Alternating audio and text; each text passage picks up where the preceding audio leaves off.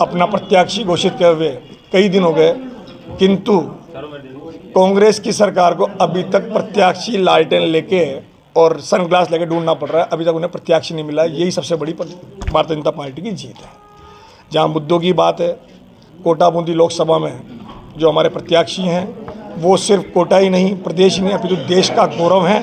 और उनके द्वारा जो कार्य किए गए हैं वो जन जन से जुड़े हुए कार्य हैं। ओम जी बिरला द्वारा जो कार्य किए हैं वो आर्टिफिशियल वर्क नहीं है, वो सदैव सतत व्यक्ति से जन जन से जुड़े हुए कार्य कर रहे हैं। और उस दिशा में जितने कार्य हुए हैं वो सब कार्य आप सबको कोरोना के टाइम से मालूम है। चाहे वो स्पीकर बन गए उसके बाद भी सदैव जैसे शनिवार रविवार आता था वो सदैव अपनी जनता के बीच में, अपने क्षेत्र के बीच में रहते थे। और ये जुड़ाव ही उनकी जीत का आधार बनेगा।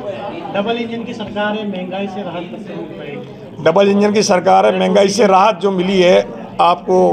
आज आपने पेट्रोल डीजल लिया होगा, कल की रेट में आज की रेट में 3 रुपये 60 पैसे पेट्रोल में, 3 रुपये 40 पैसे डीजल में कमी हो गई है। ये डबल इंजन की सरकार का संकल्प है। बिजली के ऊपर जो हम काम कर रहे हैं, निश्चित ही बहुत जल्दी आपको सस्ती बिजली मिलेगी। सौर के मामले में सोलर ऊर्जा को पीएम जी माननीय मोदी जी ने बहुत बड़ा संकल्प लिया है और हर घर सोलर होगा। उसके माध्यम से बिजली निर्बाध आपूर्ति मिलेगी, कम रेट में मिलेगी। आम आदमी किसान अपने घर में बिजली का सोलर लगाएगा, खुद भी उपयोग करेगा और उससे विक्रय करके अपना व्यापार भी चला सकता है। ये किया जा रहा है। लोकसभा इलेक्शन कितनी बड़ी चुनौती है, जबकि आप 4 सीटें हार चुके हैं 8 में से? लोकसभा इलेक्शन कोई चुनौती नहीं है। हमारा सिर्फ एक ही है कि हम कितने अधिक वोटों से जीतेंगे। मेरा जो मानना है कि प्रदेश में अगर सबसे बड़ी जीत होगी तो इस कोटा बूंदी संसदीय क्षेत्र में माननीय ओम जी बिरला की होगी। देखिए 4 सीटें हार चुके हैं आप विधानसभा में। मेरी जानकारी में आप उनका कैलकुलेशन लगाएंगे तो आपको लग जाएगा 20,000 का अंतर है। और जीते कितने से?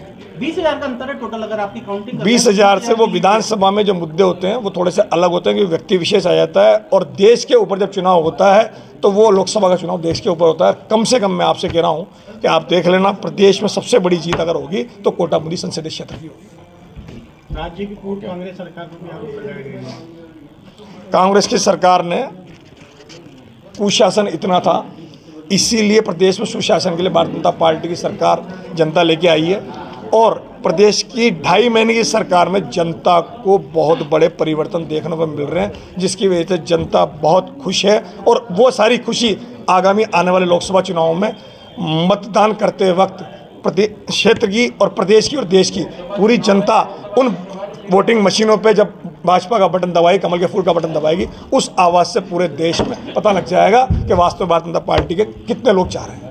आज त्यागी जी ने कहा कि अगर त्यागी जी अगर वो एक भी प्रमाण ऐसा दे दें, वहाँ तो स्थिति ये है कि हमारे पास इतने लोग आने को लालच बैठे कि हम मना कर रहे हैं, क्योंकि कांग्रेस में कुछ बचा ही नहीं। कांग्रेस में है क्या कोई नेता? आप बता दो भाई।